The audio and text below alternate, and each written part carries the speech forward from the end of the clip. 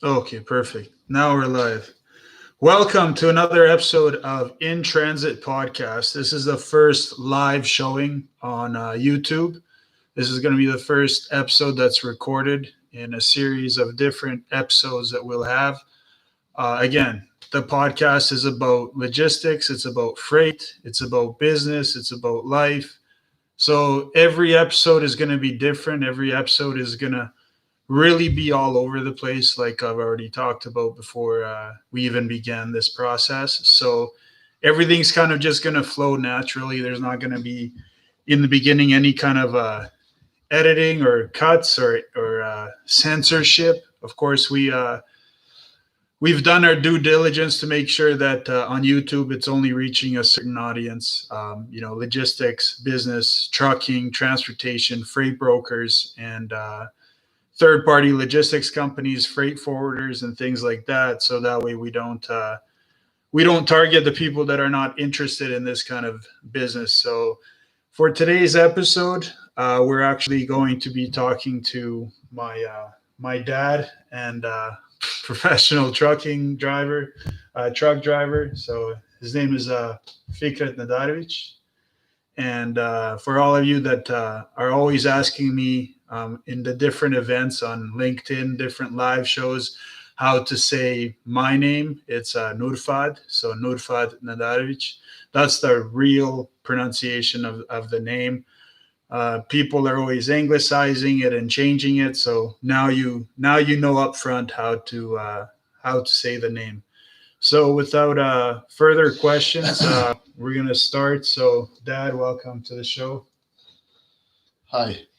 And I guess my first question would be why? When did you get into trucking? Well, I think it was 2009. 2009. And why did you get into trucking? What was so fascinating or interesting about it that made you want to give it a try and see if it is something that you would want to do? Well, as you know, before we moved to Windsor area, actually Windsor City, uh, from Alberta. You know that I was in a dealership working as a uh, so many different positions, including sales. And then when we moved here, everything was 2007 was everything was upside down, was coming that big recession. So I decided, even though I said earlier that I would never be a truck driver, knowing my a lot of my friends who were in that business, uh, so I lied to myself. I sent to you and my wife, your mother, to Bosnia, and in meantime, while you were in Bosnia, I got my CDL. And then when you came back, I already got a job at the mushroom farm as a delivering mushrooms in Toronto area and Detroit area. So actually, it's in most of Ontario and Michigan. And then I decided to drive a big rig.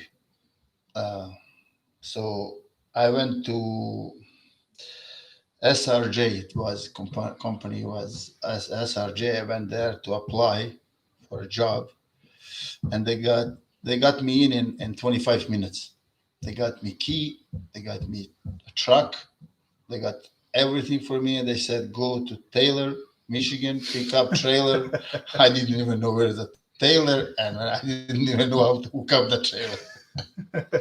So, anyways, next day I was the same day I was loaded, and next day I was in Oshawa with load, and that's how I started. Like I'm not gonna now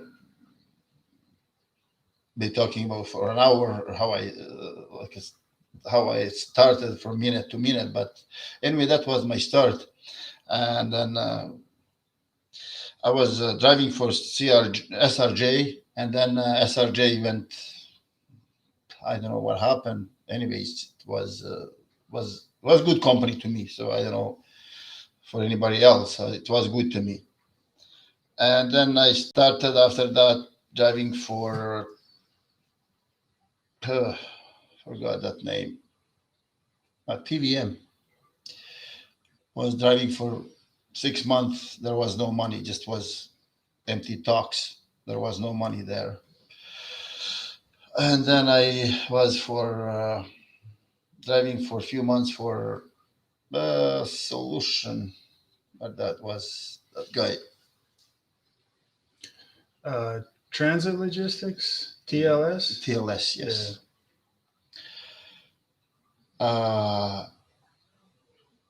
It was good. It was good. There was the owner.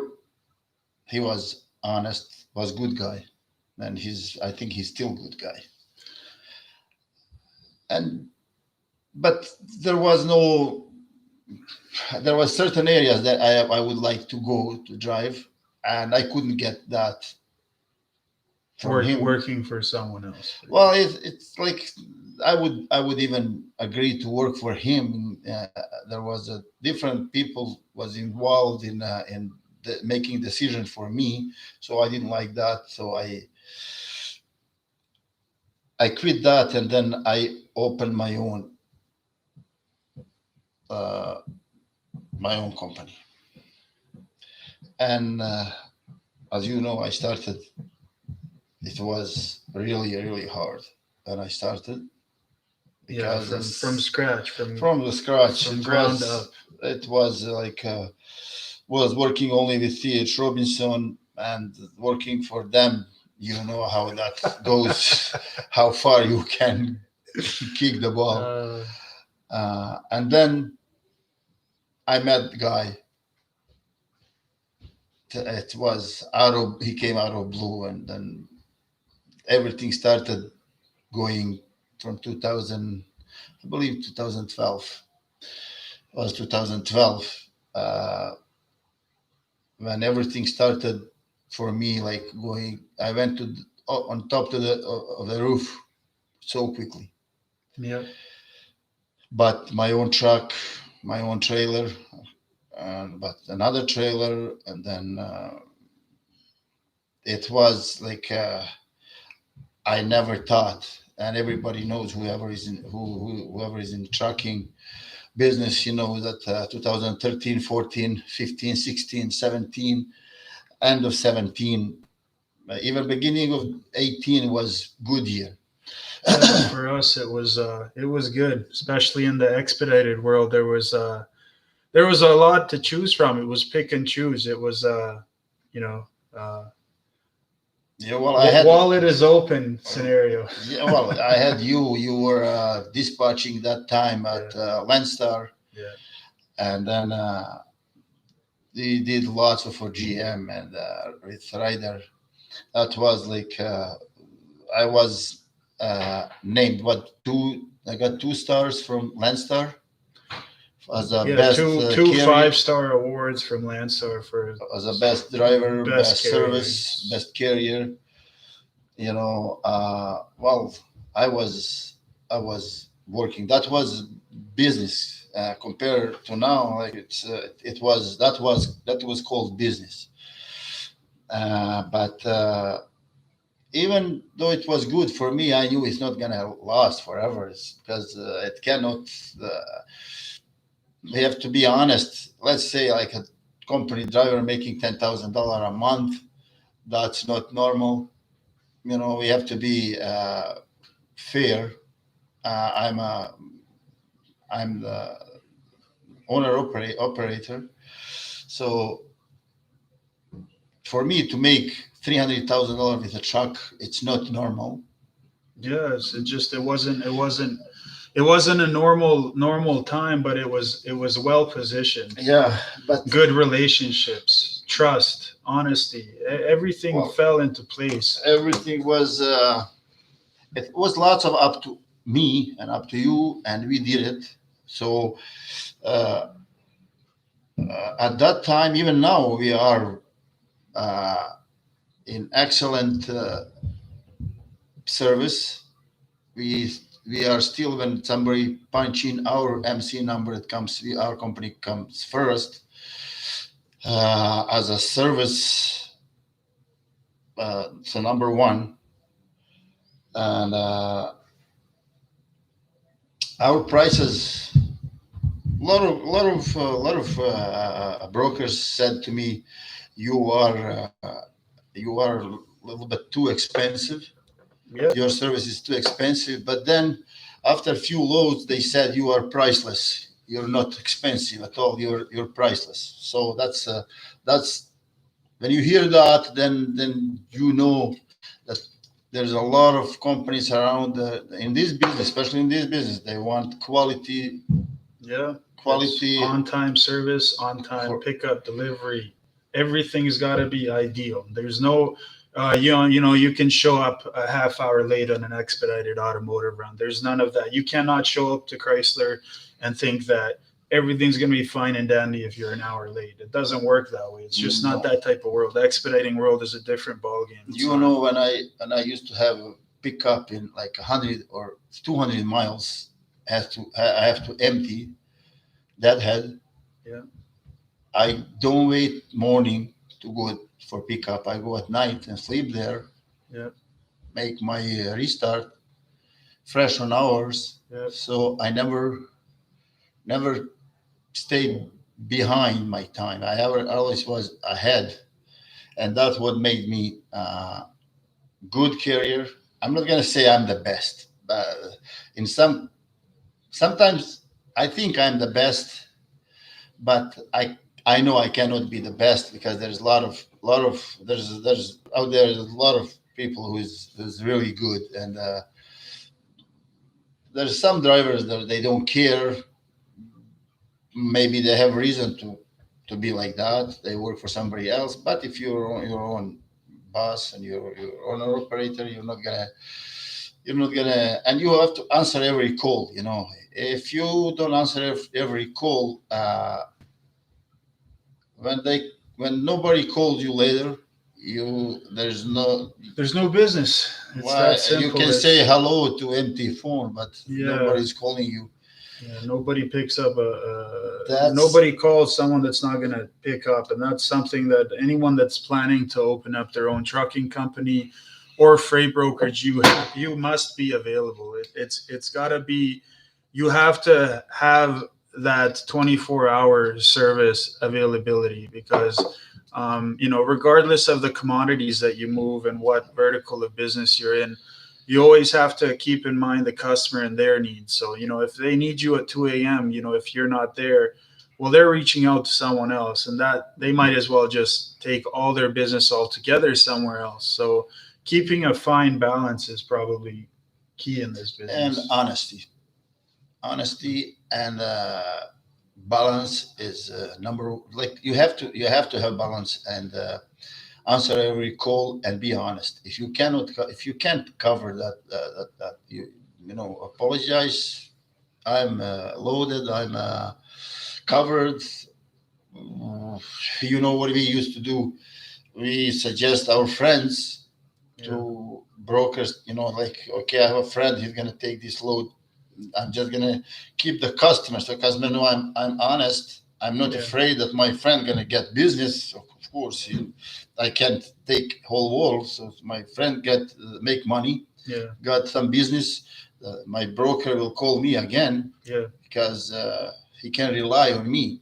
If I can't cover the load, somebody else will cover. And that you know how many situations we had like that, and we call our friends and then they cover. That's how you got to be. I mean, it's got to be a collaborative effort. It can't just be, you can't take every load in the world and every load in your region. So make sure you build your relationships with the right companies surrounding you as well. So that way, if you ever get into a hole or you get into a situation where you just want to service your customer, but you simply don't have the capacity, build that trust, that integrity. And just like the olden days where, a man's word is through the handshake. So you look each other in the eyes and you make a, confirmation with the eyes. There's no paper that's needed between the two of you to make sure someone doesn't steal someone's customer. And that's we've practiced that from day one. We've tried our best on our end to hold up every single bargain, whether we're the ones that are hauling the freight or saying, hey, we can't do it, but why don't you give these guys a call? These guys for sure will be able to do it because they have the capacity in this moment in time. So that would be my. And I should mention that our name of our company is Korana Express, Korana Express. Uh, so if you're looking for good carrier, you always give us a call at. You'll tell them the contact numbers, email and stuff. But yeah, if you need anything, it's Korana Express. We say Korana Express. Where does the name come from? Why Corona? Well, I grew up on that river. It's a river. Originally, I'm from Bosnia and Herzegovina, and Korana River. It's runs next to right behind my house where I grew up. So I used to wake up in the morning and wash my face in the river. So that river is in my heart. So I named my company Korana Express. That so every river runs to the sea, Yes. but Korana runs to you. Yes. It's in the heart. It's part of you. So that's kind of the little mini history behind the name and why it's named Corona. We get a lot of disassociations or misassociations when we're trying to cross the border. They ask, Corona. You guys related to Corona? Why you guys name your company Corona? Or they ask something like, yeah, are you guys in any way affiliated with Korea? It's nowhere near Korea, but in any case, that's definitely how. So I guess another question I would have for you is, as a truck driver, I guess as a professional truck driver, not just from the beginning, but even now, what would be the hardest part about the job when you're behind the wheel? What is the hardest part about the job? Well, safety is always first, and it's hard to keep safety. It's not hard for me. I know who's sitting behind my wheel, but I don't know who's sitting behind the wheel that's coming Yeah. towards me. And or cutting you off. Was cutting me off. So the roads, we know the roads are always dangerous. Doesn't matter if it's snow or rain or sunny, it's always dangerous. So because the loads are heavy, the loads are sometimes uneven. The loads are sometimes not properly loaded. Parts and any general stuff, anything, anyways. So you're always in danger. But the hardest thing in this business as drivers with small vehicles, not truck drivers. Some truck drivers are, but it's not too many, and cops always find them. But small vehicles carrying me off and pushing me,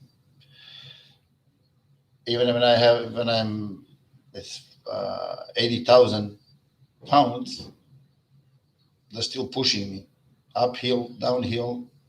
So everything is hard here in this business. Nothing is easy. It's a minus 40 or plus 40 is the same thing. It's you're always in danger, always is hard, always focus. I cannot listen to music when I'm driving, because if I listen to music, I don't hear my engine. If I look on side, I don't see on up front. So sometimes my friends asking me, "Did you see me? We met on exit that and that." Well, I don't. I always pay attention what's in front of me. It's hard to do that, but if you have want to come home alive, you have to do that. That's hard, the hard part, and everything is hard, but it's sometimes there's so many things, but you cannot. Sometimes you can't even choose what's the hardest. What is the Yeah. hardest thing is hard thing. One thing of the things is leaving your family at home. You leaving. You don't know if you're gonna come back. You don't know. And you can't think of that. You have to think positive, always positive, and you're gonna come back. And to pray to God that you're gonna come back. Yeah, Always. that's a good point. That's definitely a side that even as dispatch of the company, it's operation side of thing. Even just thinking about drivers, 2, 3 in the morning, like if they don't answer the phone, or sometimes if the ELD or something, the location just doesn't match with the service, so it'll get disconnected for a minute or two. And you always, as somebody that's like a owner of the company and you care about the people that drive your freight, and you freak out in that moment. You don't know if everything's okay, if everything is exactly how it should be. So that it's even more for the driver, because he's the one that has 80,000 pounds altogether on his GVW. So it's Well, here, put this way, you're responsible for everything. Nothing is up to you, but you are responsible for everything. yeah, you're liable for absolutely everything. Yeah, Like a shipper, they load you late. They yeah, take too long. Broker asking you where is the freight. You're not even loaded, or you just been loaded, and then your book is half of the time is gone. Ha- you have rush hours in front of you, ahead of you. You have problem with something. You have to fuel. You have to take a break for lunch. You have to. There's so many things that you have to do to stay legal to and stay legal, compliant, and compliant, and then uh, be on time. yeah, at the end And of it all, still be on time. Yeah, still be on time. That's there.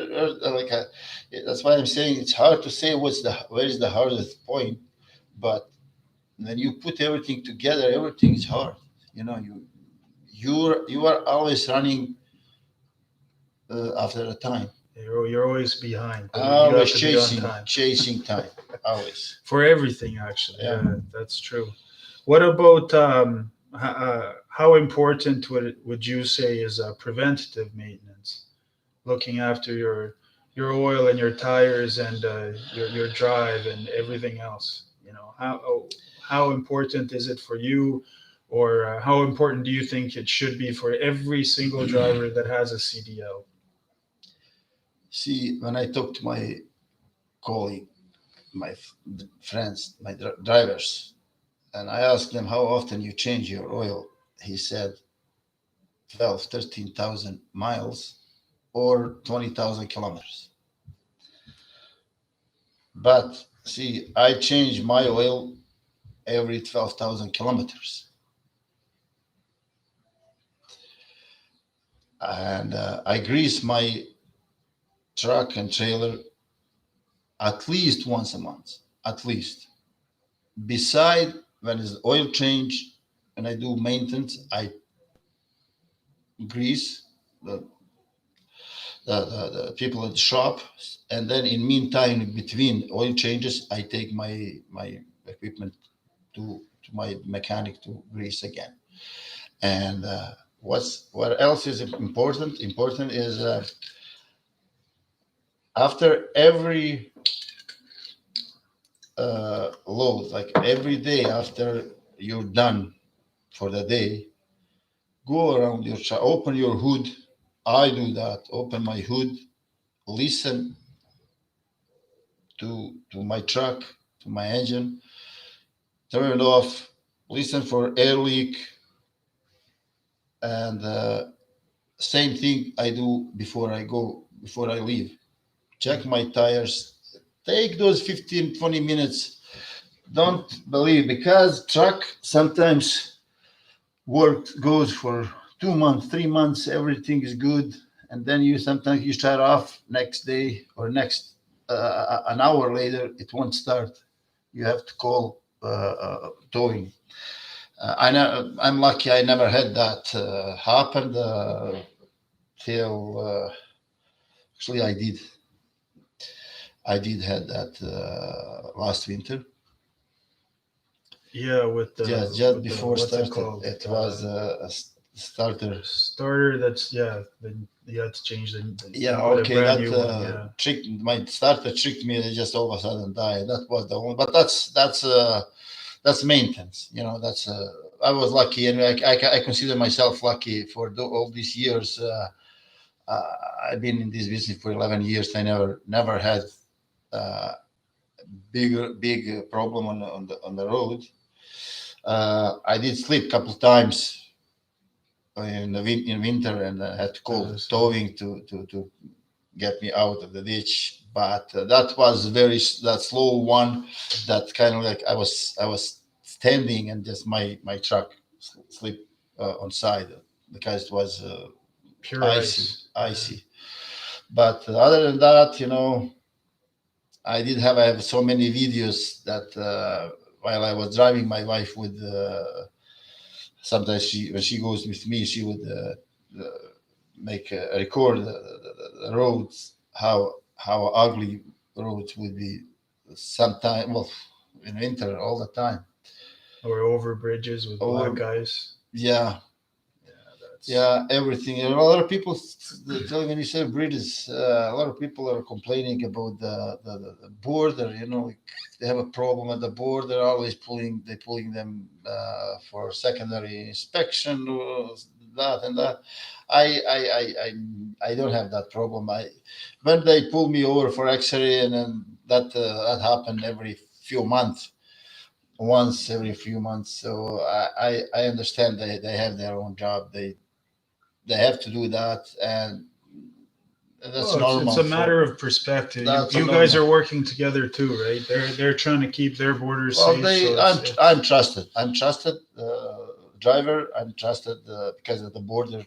See, I didn't have to go for interview for last two renewal for my fast card. Yeah, well, They yeah, just send me because last 10 I'm years, trusted. yeah. I mean, that's really what would be your, I guess, for the new drivers that are just getting into over the road international freight, Canada to US, US Canada, crossing the border. What would be your advice if you had any advice to give? What would be your advice? Just be honest. Whatever is in truck,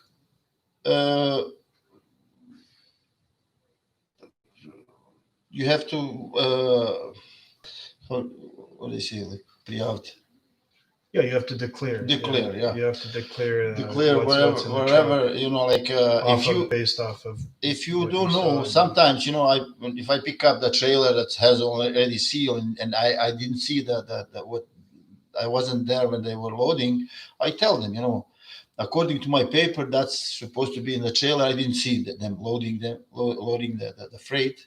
So if they pull me over for secondary, it's fine. They know I'm honest. And then if you're carrying fruit and you do know you don't have to, because you don't supposed to, because there's signs all over. You have to declare everything.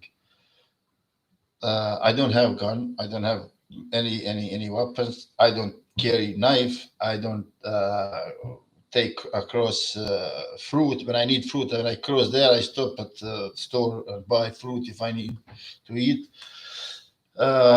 Food, if I have food, I declare. Like just be honest. When you're honest, you don't have to worry.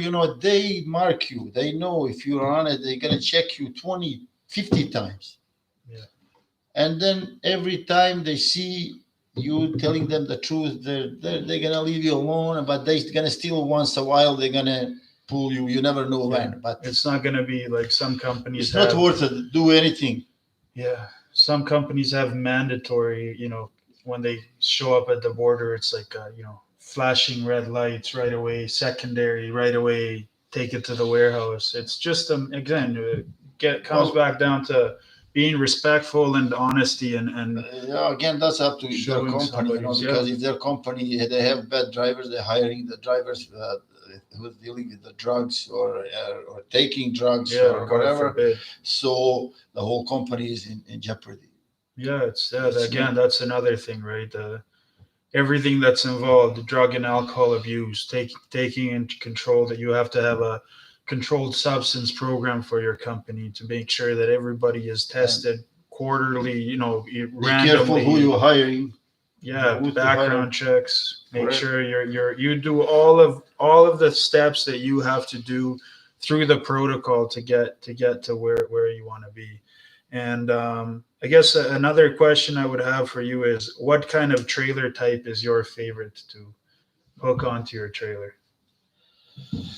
Again, going from your regular 53-foot dry van onwards, what would be your favorite, and which one do you least like, and why? Let's see. I don't know. I didn't like Wabash for some reason. I don't know. My favorite is utility. Utility trailers are I don't know. I sold mine that I had. I sold it. I shouldn't have, but I did sell it. I did sell a trailer. Now I have Vanguard. Yeah, Vanguard. Yeah. Vanguard. I like it. It's light and it's durable. Yeah. It's durable. But again, utility durability. It's more durable. It's better trailer. And I have only experience with dry vans, so about flatbeds and reefers, I can't talk about that. I have only experience with dry vans. Yeah, a lot of just from drivers I've talked to, they say that for the flatbed part, it's just sometimes the tarping jobs can be a bit of a tough one to do, especially in extreme weather conditions. When it's Again, cold or hot, again, either extreme. plus 40 Celsius or minus 40 Celsius is the same thing. Yeah. There's no difference. Too hot or too cold, you're dying there. I don't know. I cannot say, because once I said I will never be a truck driver, so I'm not gonna say I will never do the flatbed or reefer or something. Yeah, or reefer. I don't know. I don't do reefer for other reasons, but reefer is I don't know. You have to be in that field to see the crop. Sometimes I say I don't like this food, but when I try it, it's not bad. Mhm. It's every job is like different. Sometimes you think you would never do this, but when you try, well, you know what? I never made more money than in trucking. Yeah. But I said I will never do this in my life. Then, well, guess what? You made a career out of it. of course, yeah. Like so I thought in the beginning when I I can't even say I push you in. Like I know in the beginning, because you're in different field. If your degree is not in this field, it's like biology and psychology. It has nothing to do with this. Yeah. But when I put you in this business, I could tell you didn't like it. But when you saw it was very when you saw that you can make more money doing this than being a doctor. Yeah, it's you get into a situation where, like, I was used to critical thinking, to a sense that you collaborate with people, you talk professionally, slowly, like it's very It's a nice conversation, just like you and I are having right now. Just nice, and then when you get into the truck, and where the fuck is my truck? You know, who the fuck booked this guy? Give me this, give me that. Oh, you're too high. Oh, you're too low. All kinds of stuff. That's So then another the first day when you experience that, you're like, fuck this. I don't want to do this. This is crazy. Like, why are people degrading me? This is not what I signed up for. How many phone calls, you tell me now? I'm going to ask you a question. How many phone calls you got from the shipper? Who is this guy? Like for in percentage, for how many lines I was preferred carrier? I don't know. It's too many. Like almost every lane I was doing, I was preferred carrier. Remember at the for St. Clair, that load from Windsor. Fisher Dynamics, when the guys, I even offered, okay, I'll have somebody else doing. He says, no, I want you. So I was preferred carrier for.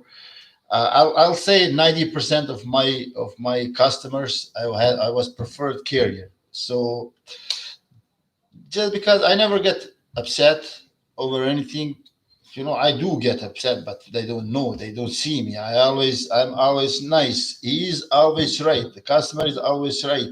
I've been in restaurant business for so many years before this, before all this. Yeah. Because in Alberta, when we used to live there, I owned. I was working in the restaurant, and I owned the pizza place.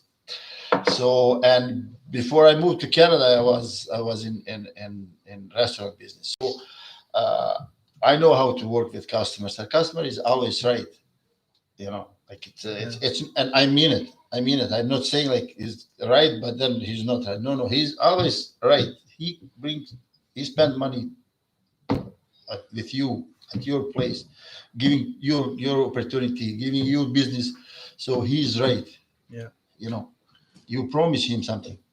Yeah, and that's the thing. I mean, after a while, as we got established and people got to know our name and stuff and our brand, it got easier for me because people saw the value that we brought, and I got a lot more comfortable having a relationship with people that because of the nature of the business, had to develop a tough skin in the business, and likewise, I had to do the same. Whether now as a broker as well, for the past long time already, also talking with carriers and talking with shippers, and then from the trucking side of things, talking with brokers and talking with shippers about potential freight opportunities, whether it's spot market or dedicated capacity freight, volume freight, whatever the case may be. You just have to develop a tough skin. You have to have a tough skin in the business. Otherwise, it's going to be very, very difficult to sustain. To be, you gotta wake up every morning and know you gotta have a clear head to be able to do this job and do it properly. And what about your mode of transportation? Do you prefer expedite, one pick, one drop, fast, get it on, deliver it, or do you like the distribution centers and going in there waiting a few hours to get offloaded? Well, see, I hate distribution centers going there. I hate that. Like it's for me. It's because I'm not that type of guys who sit in their lay in bed, and I don't smoke. I don't drink. I don't like. For me, sit for a few hours. It's killing me. But when I come even to the shipper, when I do expedite, when I come and I have to wait 5-6 hours, I don't mind, because that's not happen every time. That's like it's okay, I'll wait. But to go to distribution center and wait for 8 hours, and then they load you for 4 hours. Where are you gonna go? No, I don't prefer that. I don't like that. I like expedite. I don't mind when a customer calling me at 2 o'clock, 3 o'clock in the morning. You're ready. I have expedite. It's hot load. I go. I have no problem with that. But I have a problem with going to the distribution center and wait. I have to be honest. for me, I build this business on expedite, and I do only expedites. Well, I do other stuff, but expedite is 90% of my business. For sure, for sure. And I guess another question would be, just as a whole speaking, what do you do to remain as healthy as possible as a truck driver, physically? Physically, well,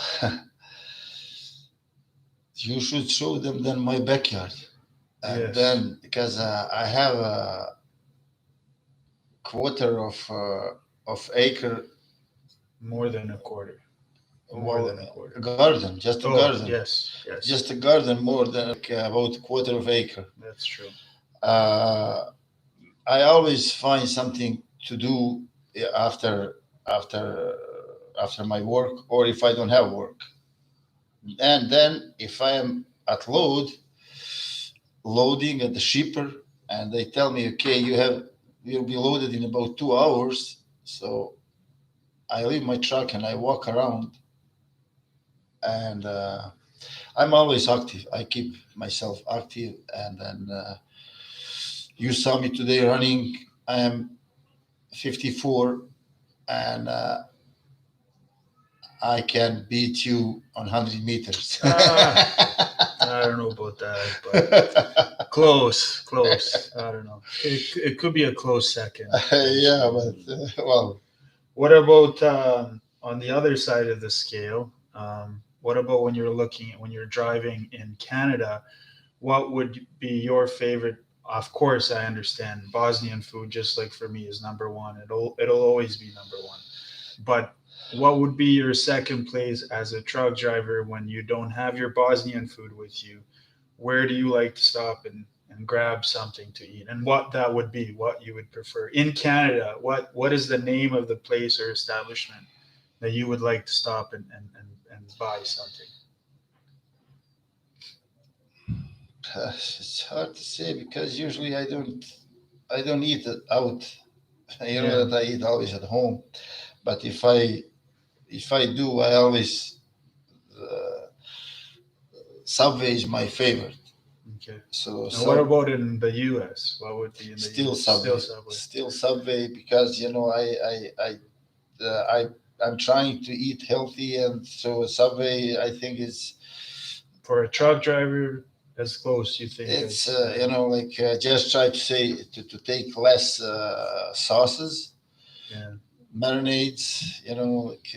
Pepper and salt is good. And you take on it, and just a little bit salt, not too much, and vegetable and chicken. Perfect. And another kind of drink food related question. In Canada, what place do you like to get your coffee when you're on the go, just quick pit stop to get fuel or something? What establishment would be coffee wise? If Starbucks is in my proximity close, I always prefer Starbucks. Mm-hmm. Or Tim Hortons. What about US? Same thing. Starbucks is number one, and then Tim Hortons. I like Tim Hortons as well, but I like strong coffee. That's why I put Starbucks on first place. And another question would be, out of all the different metro areas you've visited, so Detroit, Chicago, Toronto, everywhere in general in North America, which metro area do you like the most in terms of the flow of traffic, like the ability of the traffic to move the way it should? And then which one do you not like so much because the traffic is horrendous, North America wise? All the places you've been, for you personally. I don't like Chicago, and I don't like Atlanta. Okay. Those two, and probably Atlanta is worse. Atlanta is worse, yes. But I had more experience in Chicago. Chicago is bad too. Toronto is not so bad. Yeah. Sometimes it's slow, but still traffic is flowing. It's still okay, and you have a way to go around in Mhm. Toronto. And I'll put Toronto in positive way as a Okay. good metro area, Okay. and Chicago and Atlanta is that's where I got stuck always. If I go there, I got stuck. Okay. And another question. So you're going, 60 miles an hour on the highway, and an animal runs in front of you on the road. What would you rather hit, elk, moose, or deer? Well, I don't. I Or was would you lucky. would you rather not to hit any? I never hit anything. Yeah, Even skunk. I never hit. I was that's good. lucky. I was lucky. I had a few situations, actually two that I can remember, where deer jumped right in front of me. One time I missed it. I didn't see it because I was so close. I was so fast. And second time was I stopped. I stopped right like a 2 feet before I hit it. Uh, on the highway. But I slammed my brakes. Was smoke everywhere. you know. But like I always look as far as I could ahead, Mhm. so that I have time to stop. That's why people don't understand and don't. That sometimes they don't believe me when I said I never got ticket in these 11 years. I never had even parking ticket. Mhm. Why? So because I'm always with limit, driving with limit, driving uh, according to the weather. I Yeah, always drive with weather. If mhm. weather is bad, I cannot go with limit. Yeah, yeah. And no, that's good. I think that's the right way to approach it.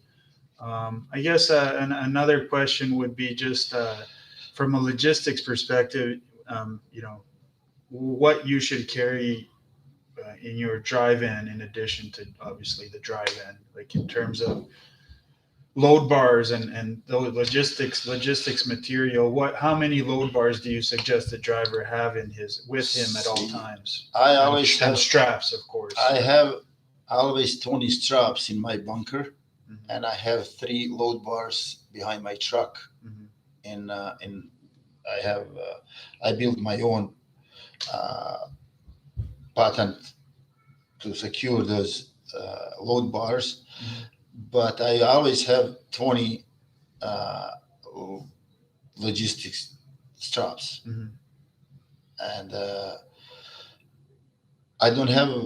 I'm supposed to have a few blankets as well, but I don't prefer carrying that stuff where they need 100 blankets. Yeah, So I don't yeah. do that. So that's why. But straps. That's you have to have straps. You have to have first aid for sure. You have to have besides first aid, you have to have your own first aid as well.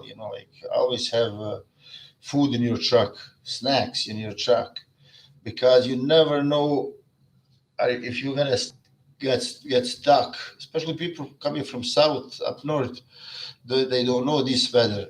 Like they sometimes in Ontario the road is closed for 2 3 days Yep. because of snow. So you have to be ready for that.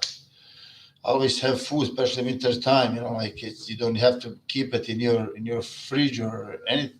Like uh, always have food, anyways, and water, because you never know what's gonna happen. And if maybe somebody else need help. Remember when like I saved a couple times, saved people. They needed food, they needed water, they needed my first aid. So it's because of you and because of your colleague drivers.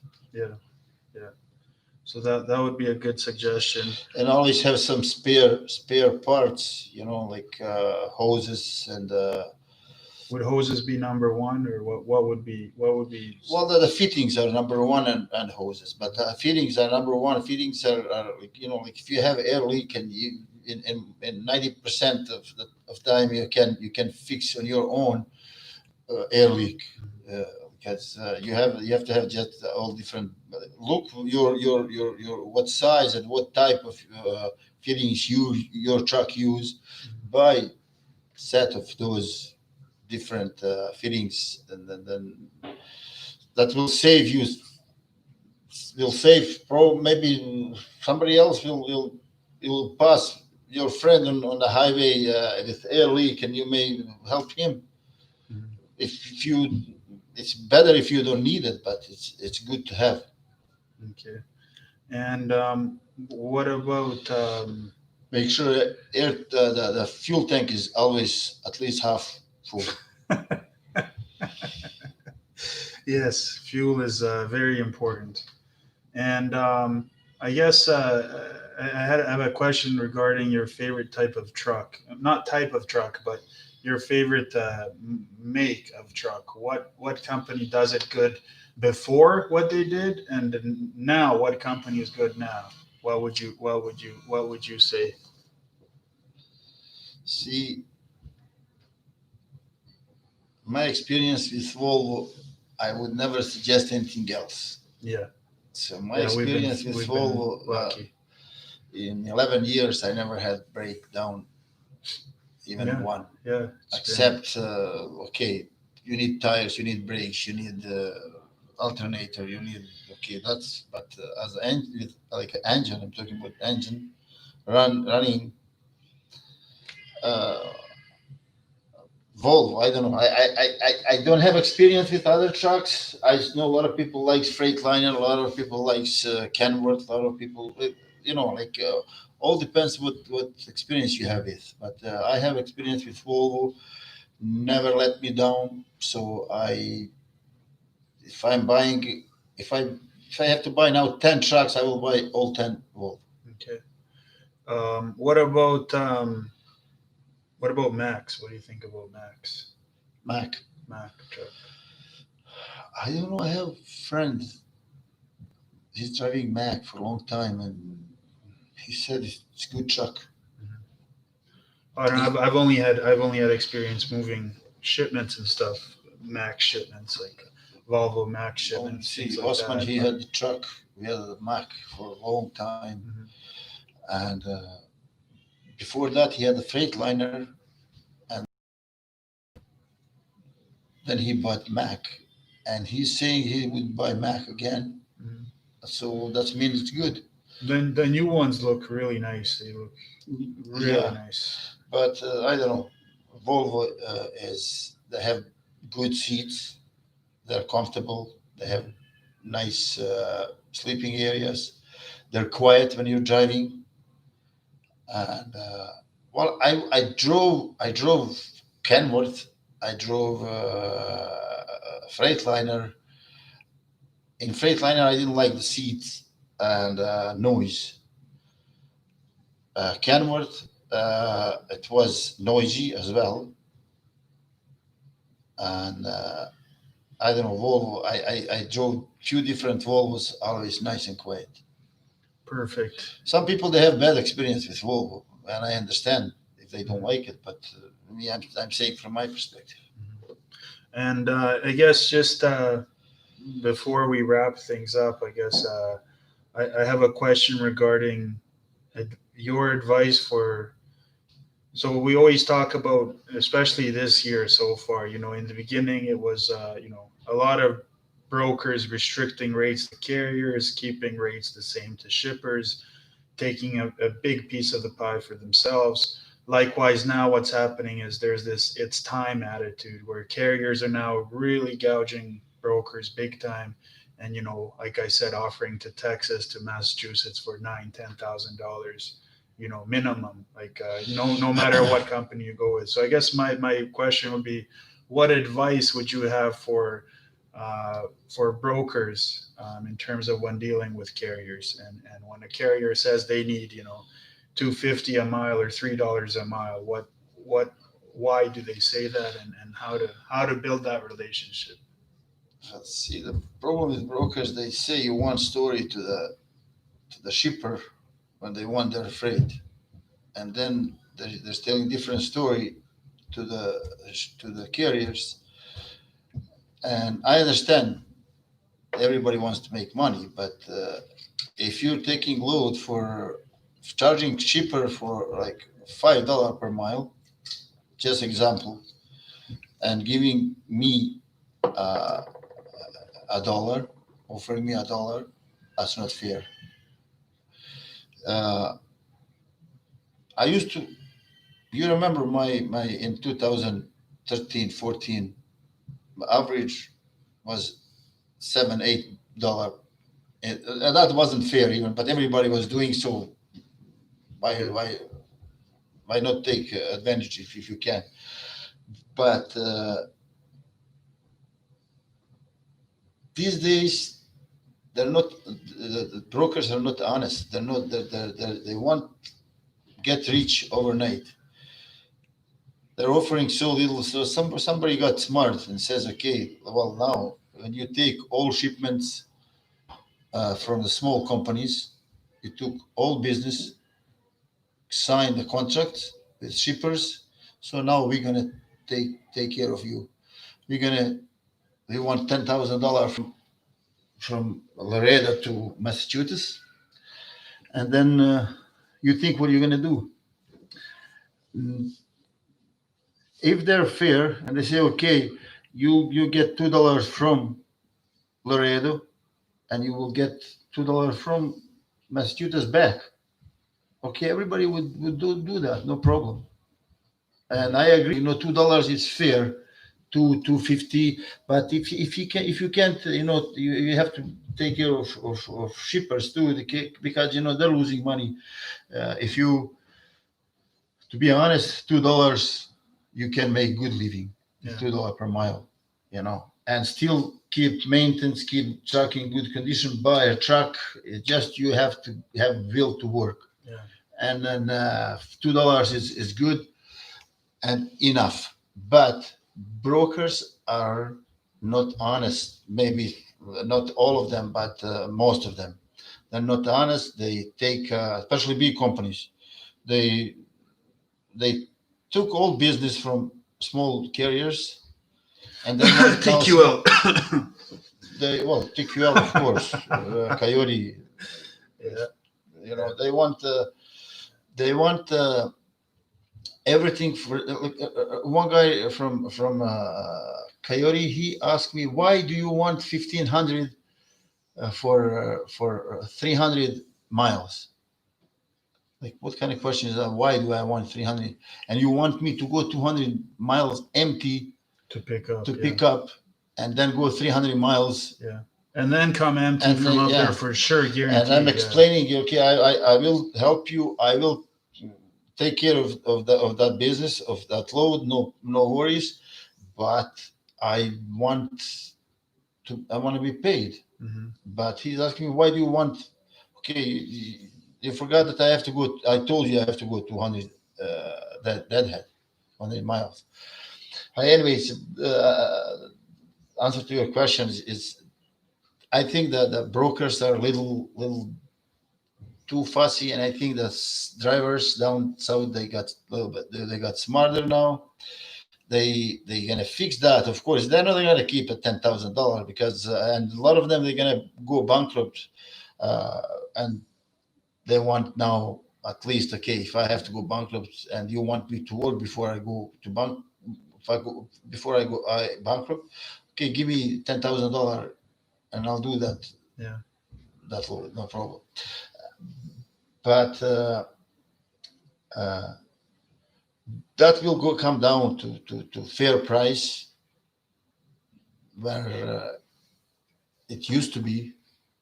That's if you go from Toronto to Laredo, that's 1,800 miles. People will do that for $2.50 or $2 down or $3 and $3 back. So that used to be that way. Yeah.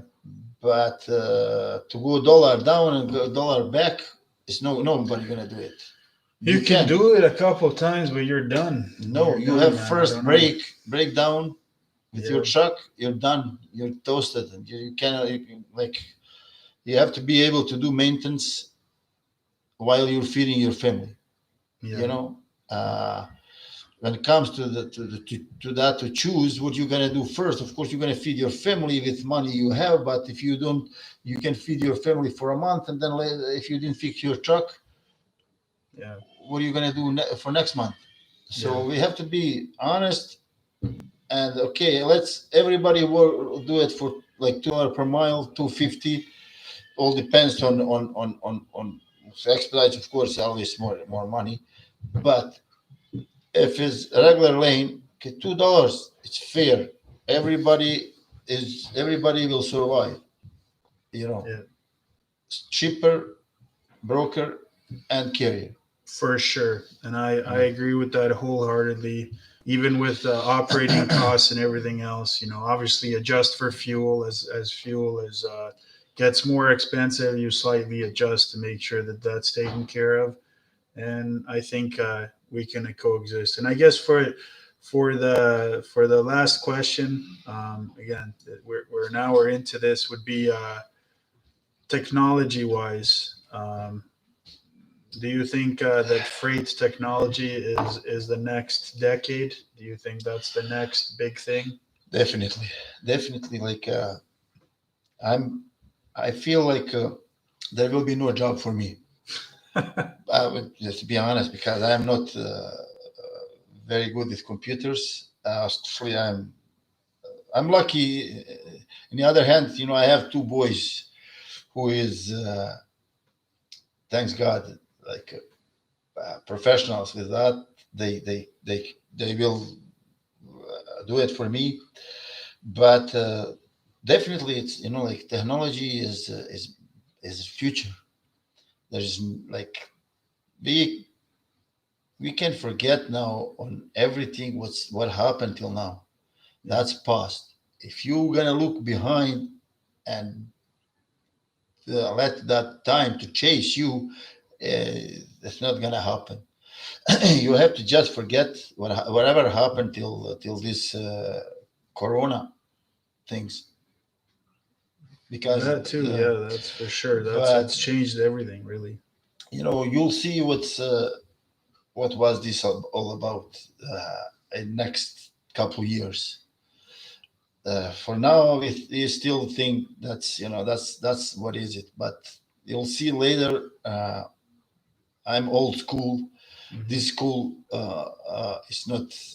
it's not working anymore. This school is only for me, but I still use it because uh, I don't have anything better than that uh, except you and Dennis. But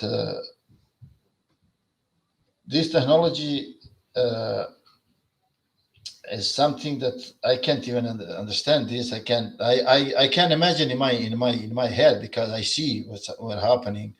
Well, it's happening like everything will be computerized and robotized. Uh, Lots of truck drivers won't have a job. They will be no needed. Yeah, I think. Well, I know that over in the western states, there's still some. There's autonomous trucking lanes that are being tested out. Arizona and whatever else, California, and I believe Texas as well is doing some things. So I think out there, yeah, it's already kind of taken hold. There's certain lanes that are already kind of autonomous driving vehicles are taking over. But I think that's a little bit further ahead. But for now, I think it's mainly that. It's better catch on time Yeah, because you just go full of Tesla and you will know you will never make mistake. Just take everything Tesla, because everything gonna be Tesla. yeah, Everything from now on, you see everything will be Tesla. potentially. Yeah, I mean that's their valuations and everything else seem to be going up overnight all the time. So we'll see. But you're in this more than me, and you know every day you're seeing new stuff, and especially about technology. You see what's going on. You're trying to sometimes to explain to me, and then I go to bed, and then my head is so big, get so big because of headache, thinking like how that is possible overnight, but it is possible, and then we have to agree with that and take that as a real, and that's it. Go with that, live with that. You can't change it. You know, there's somebody else who's steering us. So just wherever they turn, you go that way. you turn with them. That's it. All right. Well, that's really all the questions I had for you. I'm really happy you decided to do this. I'm glad if I had, if I could answer. I'm happy. Thank you very much, and hopefully the people that get a chance to watch this or listen to this found something out of this insightful. And we'll keep it going with these podcasts as time permits. And that's it. Any final words? No, I'm good for this. Is my first interview in my life, so I hope I did good. No, it was And good. if you guys can't understand some of my words, try to read between lines, because my English is still I have a big accent, and I'm good. I can understand pretty good. I mean, I can understand. I get to see accents ranging from A to Z, A to Z. All the time, every single day. So I'm good with the accents. But again, thank you very much, and it was a pleasure speaking with you. Okay, and we'll talk again and again. Thank you very much, anybody that has gotten a chance to watch, listen, or learn, or just kind of take it in. And we'll be in touch again as this podcast develops into something potentially one day bigger. So again, thank you, and everyone have a great Sunday evening, and cheers from Windsor, Ontario, Canada. Bye-bye. No.